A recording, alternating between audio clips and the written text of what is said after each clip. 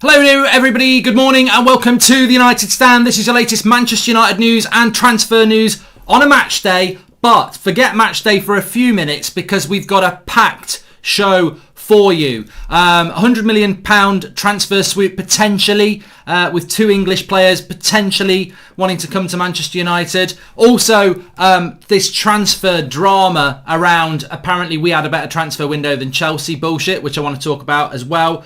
Fofana in relation to Twansebi and the mistakes we're making there. A centre-back that we thought about yesterday that's clearly not going to happen. And a lot more as well. But please do download the Flick app. It's sort of like a United Stand app. You can chat 24/7. There's transfer chat, general chat. There's polls. There's quizzes. Links in the video description. It's free to download on Apple and Android. Join the chat on there. We will be talking, well, I don't know where to start here. I do really want to get into this whole Man United have had a better transfer window than Chelsea bullshit that basically last night, I was getting tagged into tweets. People were saying, oh, Goldbridge saying we had a bad transfer window and Chelsea had a great transfer window and now look at what's happening. I'm like, yeah, get your t-shirt on with I'm a genius in hindsight. Not me, you. People moaning that Man United had a better... You may as well put Glazers in on your bloody t-shirt, you prats. What's he bloody talking about? I can't believe the idiocy of people who jump on stories to try and, again, shove an agenda against people like the United Stand. Like, look, the reality is, you may as well put a t-shirt saying Glazers in. If you're telling me now that if we moaned about the transfer window in the summer, look at what's happened at Chelsea, Solskjaer was right, Solskjaer had a better transfer window. Solskjaer wanted a centre-back and a right winger, so he's on our side for a start. So you get your Glazers in scarves and start chanting away about transfer, all these transfer idiots who were moaning about United had a bad transfer window. Look at them, they look idiots now. I've never seen such a ridiculous spin of a story in my bloody life to try and fit an agenda. Like, the reality is, Manchester United are top of the league because of the brilliance of the players and Solskjaer, despite the incompetence of the board. We did not have a good transfer window last summer. Chelsea did have a good transfer window last summer.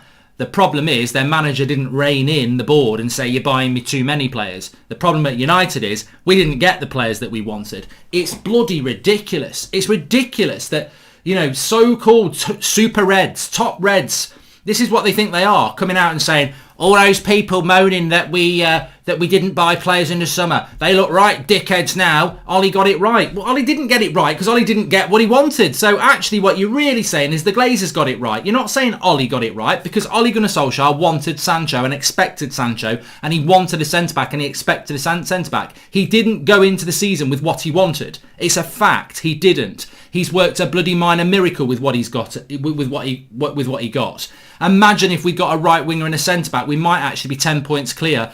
Actually, seriously, with one hand on number 21. Now we're going to have to battle it out again with no transfers. But apparently the story now is you don't need to buy players because look at what's gone on at Chelsea. And United's transfer policy is correct. As I said, you may as well get Glazers in on your t-shirt because they'll be bloody loving that. Do not let that be the story this morning. You don't need to buy players because look what's happened at Chelsea. How's about you do need to buy players because the players we've got aren't good enough and we need to improve this squad.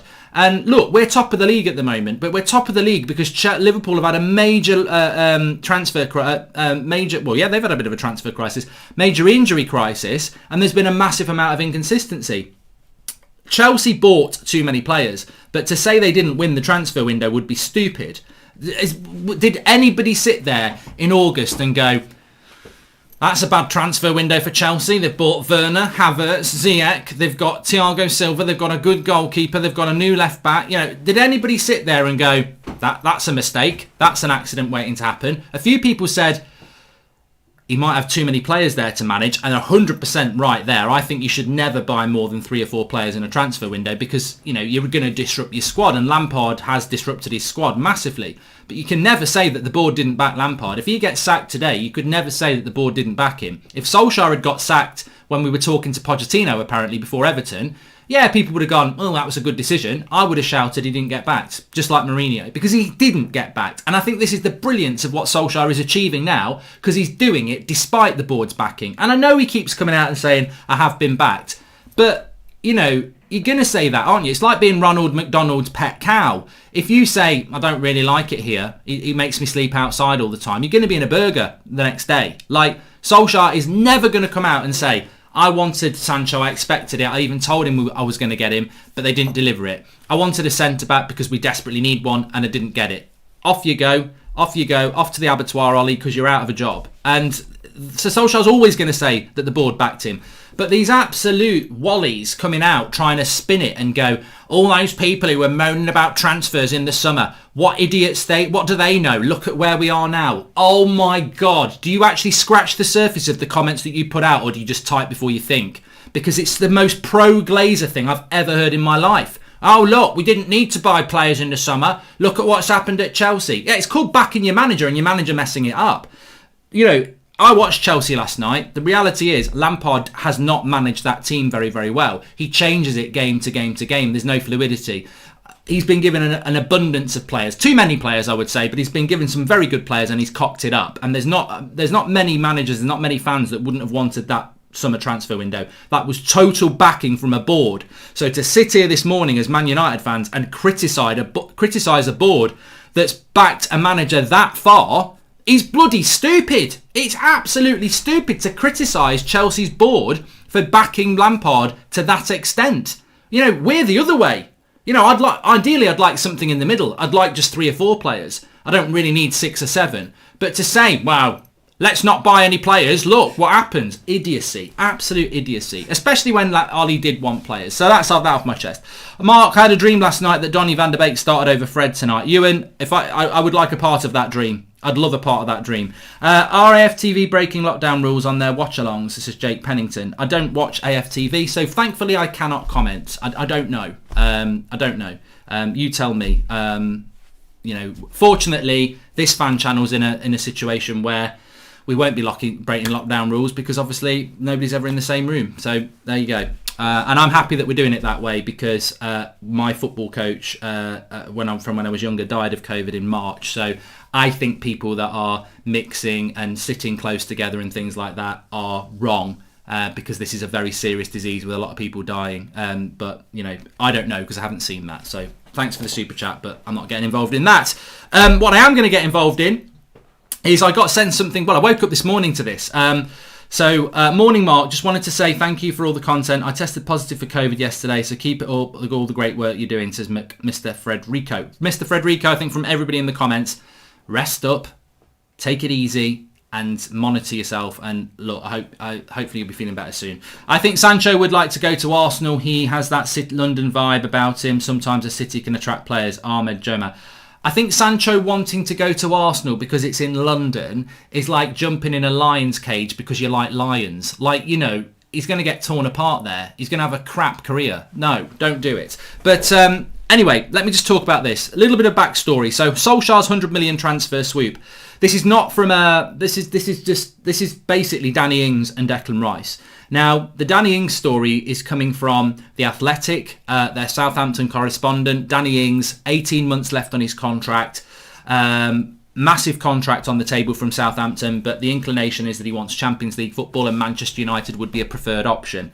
It's interesting because it's not. I don't know that United would look at Danny Ings. 28 years of age, scored a lot of goals. Spurs have been linked to him, but look, he's always going to be on the bench for Harry Kane. If Danny Ings came to Manchester United, what would he offer Manchester United? I think he'd offer Manchester United quite a lot. I don't think he'd be a starter, but I think as a player that, you know, not a Garlo, not like a Garlo. You can't bring a Danny Ings in and use him like a Garlo, you know, but I think as somebody that is your backup striker, but probably starts a lot of games as well. You know, maybe with Cavani, that might not be a bad combo, especially if Martial is going to go left wing long term. Probably about 30 million quid with 18 months on his contract in the summer as well. So, you know, I don't know that United are looking at this, but it is a story that's come up last night. And I don't think Danny Ings starts for any top 4 side. He'd probably start for Arsenal, but that's mid-table. So, you know, he doesn't start for Spurs. He doesn't start for United. He doesn't start for Man City. He doesn't start for Liverpool. He'd probably start for Chelsea at the moment, to be fair, but I think I could. But you know, it's an interesting one. He's another player in the 18-month there seems to be a lot of players with 18 months left on their contract at the moment, which means in the summer they've got 1 year, which means Southampton have got to get him on the contract or they've got to sell him. So I think it's interesting that with that one. I don't know. I'd listen to what you lot say about Danny Ings on that one. Ings is an ex-Liverpool player. I think I was going to mention that Tom's vids as well. I don't know whether Danny Ings would want to come to United having been an ex-Liverpool player. I don't know. To be honest with you, he probably would. He's underrated, says Cucci, and he's very clinical. This is what I mean. I think for £30 million on our bench, playing more regularly than we have used Igalo. I think it depends what United are looking for. How long's Cavani going to be at the club? How long's Cavani going to be fit? So if you've got Cavani at the club for 2 or 3 years, but he still keeps his injury record of being injured quite a lot, then Danny Ings plays a lot of games, and that becomes a good signing. That's my mindset. United's plan for the number 9, we don't know what it is. Is Martial going to be back in there? Is Cavani going to stay fit? Is he going to be here that long? Could they bring Ronaldo in the summer and get Pogba to Juventus? Do you bring a Danny Ings in? Are we going to get Haaland? There's loads of things, and United need to future plan the number 9, because if you've got no number 9, you can't score goals. So it's an interesting option. And I certainly wouldn't rule it out. Can you call my mate Leo a prat, says Rohan. And Mark, didn't we buy 3 or 4 players in the summer? So you do want 6 then, considering we also needed a centre-back and a right-hand. Langveld just sucks, says Nussik. I don't think we did buy 3 or 4 players in the summer. I'd refute that. I know you're going to say, well, we technically did. We bought a backup left-back. We bought a striker that was a free agent, and we bought Donny van der Beek in the midfield, and we got 2 young right-wingers. I don't really class the young players as proper signings, because they're nowhere, I don't class them as signings. Donny van der Beek was a proper signing. Tellez was a backup left-back, and Cavani was a free agent. So we actually bought 5 players.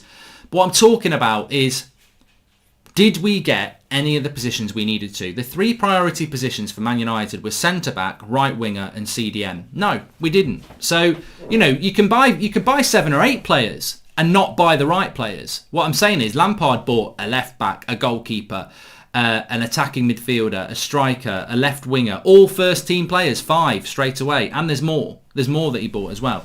Mark, so that would be my response to that. Will we sign anyone in January? If not, who do you think we will sign in the summer, and will we get a centre-back, says Mason Borrett. Well, I'll answer that with a bit of news. For Sundo Medina that we were talking about yesterday, there still are these reports. Even the manager of the club that, I think it's Rennes, isn't it, that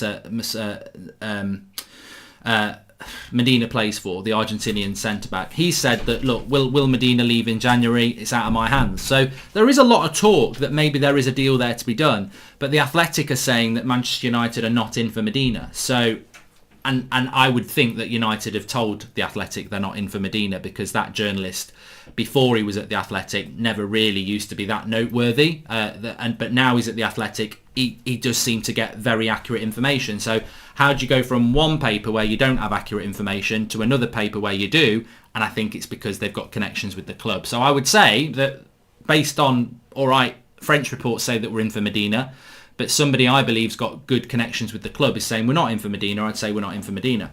As much as I want Grealish, I have a feeling he will go to City while we get Sancho, and I'd be happy. Can't have all the good players, especially attackers, says Barry Haynes. Yeah, I think you're going to end up with one or the other. Tavari James says, I want Marquinhos from PSG. Well, the second player who also is on the thumbnail is Declan Rice, and I can see people, why have you not mentioned Declan Rice? Why are you mentioning Declan Rice? There's 2 reasons to mention Declan Rice, and the reason I mention 100 million transfer sweep, ? Is because Manchester United want a CDM, and Declan Rice is a player that, again, was mentioned at the weekend in the same Norwegian outlet that interviewed with Solskjaer, was talking about Declan Rice. Obviously, Lampard might be getting the sack, and we know that Lampard wants Declan Rice. Well, if Lampard leaves, do Chelsea still want Declan Rice? And the third thing, which is, funny, I think, is that I woke up this morning to be tagged into tweets of Declan Rice on Instagram talking about watching me play FIFA. So, however funny or relevant that is, it's got no relevance to Declan Rice signing for Manchester United and what I'm about to talk to.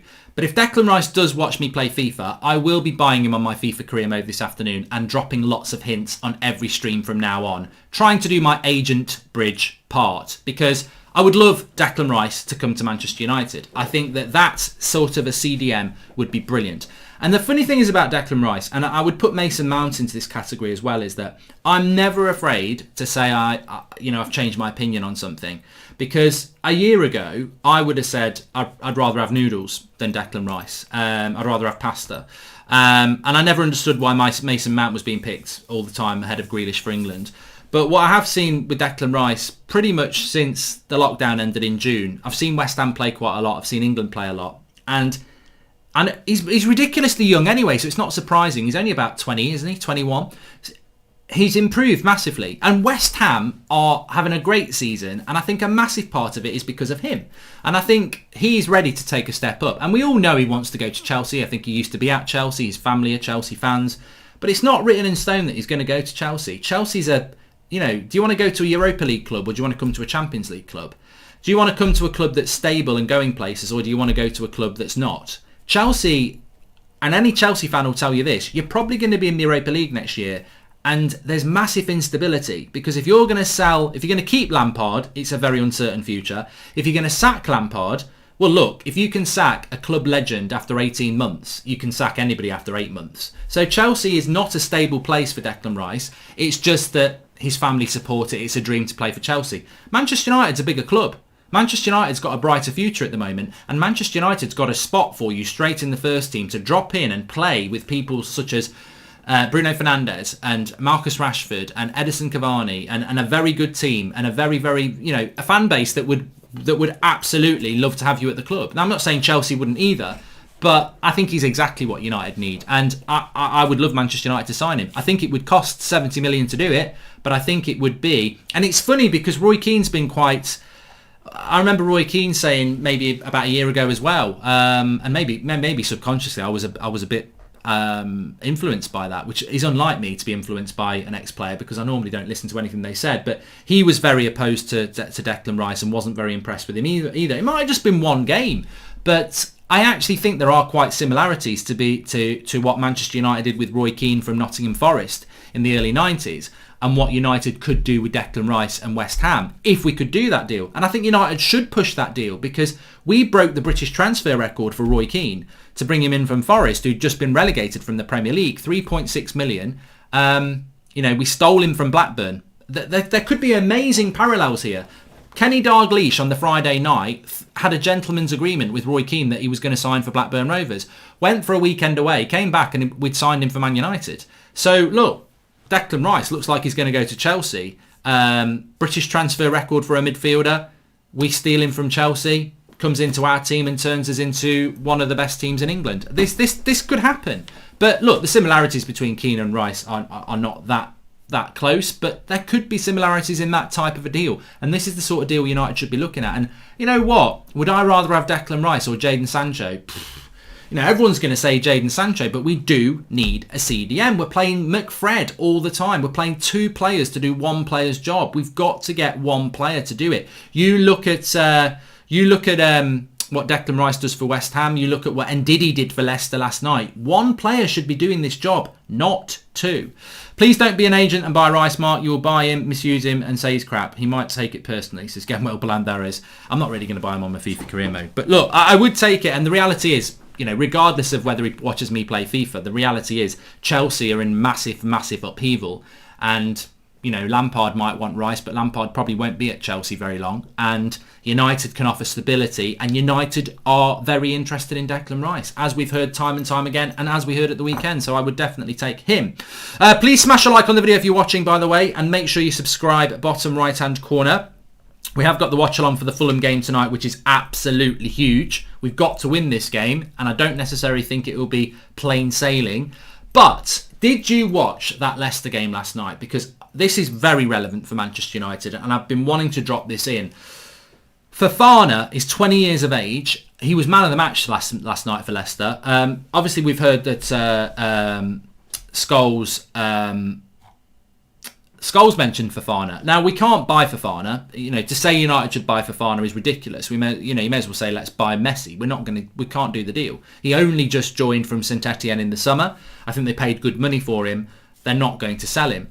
But what really resonated with me last night about Fofana is we need a centre-back. And you know, you can look at this in two ways. Leicester bought Fofana from Saint Etienne, and within 6 months, he's playing like one of the best centre-backs in the Premier League at 20 years of age. It's amazing. So why would United not look at a Badashil or someone like that to do that sort of a deal? But that can be done. So why are we not looking to do that? That's one option. The other thing I would say is, why is Axel Tuanzebe not being given chances at Manchester United? And why is Mengi not being given chances at Manchester United? If Fofana can come from the French League at 20 years of age and dominate the Premier League and play brilliantly well, why are we not giving Tuanzebe more game time? You know, why are we not trusting in our young defenders a little bit more? Not only in the transfer market buying players in, but we've got... I look at Fofana yesterday and I was watching it and I was like, look, I'm not saying Tuanzebe's better, but he's older. And Tuanzebe has performed against Mbappe and Neymar in the Paris game. He has had a good season on loan at Aston Villa. Is it not time that Tuanzebe should be getting some first team football? We talk about Eric Bailly playing instead of Lindelof, but should Tuanzebe not be playing more football? Like, what is the excuse not to give him games? I don't really understand it. Of course, I understand the fact that, you know, if we go with him, you're going to have to, you know, expect the odd mistake here and there. But are we not getting the odd mistake and the deep defensive line and the bubble wrapping and the boring 0-0s with Lindelof and Maguire anyway? Tuanzebe is the sort of player that is very close to a Fofana. He's good in the air, he's good on the ball, and he's quick. And I just think, you know, we talk about signing centre-backs, but you look at what Leicester are doing with Fofana, and do you not think that maybe we should be giving Tuanzebe a go? Like, if we're not going to buy a centre-back in January, then is this not the perfect time, because we will buy one in the summer, is this not the perfect time to get him in the team? I think everybody knows that the future is not Lindelof and Maguire. So why do we do that? Why do we not give Tuanzebe a bit more game time? Because we might unearth somebody who could be our centre-back with Maguire for the next 5 years. And I really did resonate with me last night watching Fofana, who's younger than Tuanzebe, tear it up in the Premier League and everyone's going, why didn't we get Fofana? Our scouting's rubbish. We might have scouted him. Our scouting's quite good. The club just might have said, no, we're not going to do the deal. But of more relevance, is it not more relevant to say, well, if he's doing that at 20 and they're top of the league, Leicester, what, you know, he's not, you know, I heard someone say yesterday, yeah, but he's doing it for Leicester. Man United's very different. Oh yeah, it's very different, isn't it? Leicester are top of the league and they've won the title more recently than we have, but they're playing a 20-year-old centre-back. There's no excuse. You can't say, well, very different playing a young centre-back for Leicester than it is playing for Man United. What's different then? There's no bloody crowds at the moment, so what's different? You know, oh, it's a red shirt. Now, obviously, there's an expectation when you wear a Manchester United shirt, but there are no crowds at the moment, so, you know, you don't have to worry about 75,000. Leicester are top of the league at the moment, unless we beat Fulham tonight. So I don't know why we're not giving Tuanzebe a go, because surely that's the future that we're trying to build. You think we will sign anyone in January or no, says Isaac. I changed day today, mate. I changed day today. I still think we'll do a deal. I think we should sign Babatunde, says Randul. Welcome to the Members Club, D. Forlan. And Mark, have you been on Twitter? Rice watches Goldbridge career mode confirmed, says Joshua Bell. I tweeted it out, mate. I saw it this morning. So, yeah. Come to Manchester United, Declan. That's what I would say. I think that he would be a very, very good signing in the midfield for us. And, yeah. Do you think we missed a trick not signing Højbjerg, says Nora? Well, we were never in for Højbjerg, so I don't think we missed a trick. Yeah. Fofana was less than 30 million bargain, says Lewis P. And who... Declan to join United. What's happened to Kabach? Anything new, says Jan? No, very, very quiet with that one. Probably never anything in that one as well. We need a centre-back and a right winger for before a CDM, says Ashtush. Well, I disagree with that. But it's obviously all about opinion, but I disagree with that. We do need a centre-back. We do need a right winger, but I think we also need a centre defensive midfielder as well. Matic is the only one who can do it. So yeah, I think that's what I would say about that. We do need a CDM without a shadow of a doubt. Career mode will be back this afternoon. Yes, Ollie. I've got to start of a new season on Ultimates. But yeah, that'll be on Mark Goldbridge. That's football as well. What else did I want to talk about? Ole Gunnar Solskjaer, we've spoken about him talking about the support. We've spoken about Twan Sebi. We've talked about Ings, Rice, Medina. And we've talked about this ridiculous thing. I mean, look, just for a minute or two. I'm not overreacting. I know what I think. But does it not annoy you how convoluted and conflicted and contradictory some of our fan base is, that last night they were tweeting stuff out? Oh, sit down, all you United fans who said we had a bad transfer window and that Chelsea won the transfer window, and look at what's happening now. I'm like, for me, that is the most pro-Glazer thing I've ever heard. I mean, like, you are basically backing the Glazers to come out and say, oh, look, we did really well not buying anybody that we actually needed. And Chelsea bought loads of players, and look at where we are in the league. I just think, your point is wrong. Your point is wrong because you're not backing Solskjaer. You think you are. You think you're being pro-Ollie, going, look. We didn't need any signings, and look at where we are. Do you not think we'd be in a much better position if we had a right winger and a centre-back? Because we would, and that's what Solskjaer wanted. I absolutely think Chelsea won the transfer window, 100%. I wouldn't change what I said there. I've never seen such backing of a club for a manager. It was just too much. That was what happened. Too much. If you were a Chelsea fan in the summer and that had happened at United, we would have loved it. Absolutely loved it. That's your dream transfer window as a fan. And many people said at the time, the only thing is, are they buying too many players? And yes, they did. But that's the sort of backing you want for a manager. To ridicule it like some United fans were last night. Who are you? Like, have you got the Glazers shares in your bloody bank account? What's going on there then? Like, you're criticising a club for backing a manager too much, when we've got a board that don't back their manager anywhere near enough. I would still now in this situation loved Solskjaer to have got that backing in the summer, because I think Solskjaer would have been intelligent enough to say, I don't actually need that many. I just want a centre back, a right winger, maybe a CDM and a striker. That's fine. I don't need anything else. You can get me the two young right wingers. You can get me the backup left back if you want. But Solskjaer didn't get a centre back and a right winger. So to say that we had a better transfer window than Chelsea because Lampard's messed it up is stupid. I still think, as we go into these final weeks and months of the season, unless Liverpool continue to be ridiculously inconsistent, we will regret not buying a centre-back, and we might regret not buying a right winger, because the creativity in that team is shocking, as we saw against Liverpool at the weekend. If Bruno has an off game and Pogba's isolated on the right wing, the creativity is nil. So, if we had got that Sancho deal done in the summer and we had got a centre-back, I think we'd have another 6 or 7 points than we've got now. We'd actually have a lead. McTominay will play many, many games for our club, says Robert McCormack. Thanks for that statement. Love that on a morning. These fans might have never watched United play. Just look at the lineup and doze off. Chelsea had much better transfer window than us, says Shawnak. And we should have gotten the Jovic loan with option to buy at the start of the season, says Kenda. Well, I think United had a choice to go with Jovic or Cavani, and at this moment in time, the Cavani deal looks like a good deal. I mean, Jovic would still be struggling with the same issues that United are, that Cavani is, the lack of service. That's why we needed a right winger. We've got Greenwood and Rashford, who are just so selfish. And I don't mean that in a bad way. I don't. I think having one is good, but two is, you've got to have some creativity, and we don't have any creativity, and we're crying out for some creativity, which is why we're all hoping this Diallo is just going to play tonight, which he won't, and, get 3 assists for Cavani. We're just crying out for somebody who can put a cross into the box. Perisic of 3 years ago would have been absolutely perfect for what United need now. We just need somebody who's creative. And I said it last night when I was watching the Chelsea game.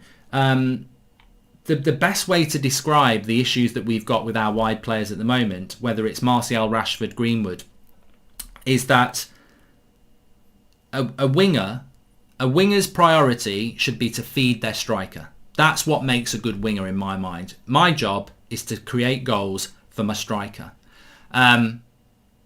And that's the first thing in their head. I think with our wide players, that's the second thing in their head. Their first thing is, I want to score a goal.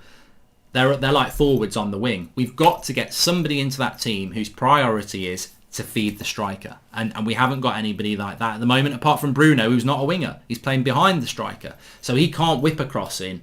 He can't get to the byline. He can't take somebody on and cut it back. You know, the priorities are different. And we've seen it loads of times with Rashford off the left and Greenwood off the right. They get past their man, they're arrowing in towards the edge of the box, and the first thing they're going to do is shoot. And you'll see Cavani or Martial in the middle after the shot's been saved or gone wide or gone over, and they'll go, I'm here. Because they don't look to do that. We need one player. I think Rashford off the left and Sancho off the right would work quite well, because you've got your selfish winger, you've got your creative winger.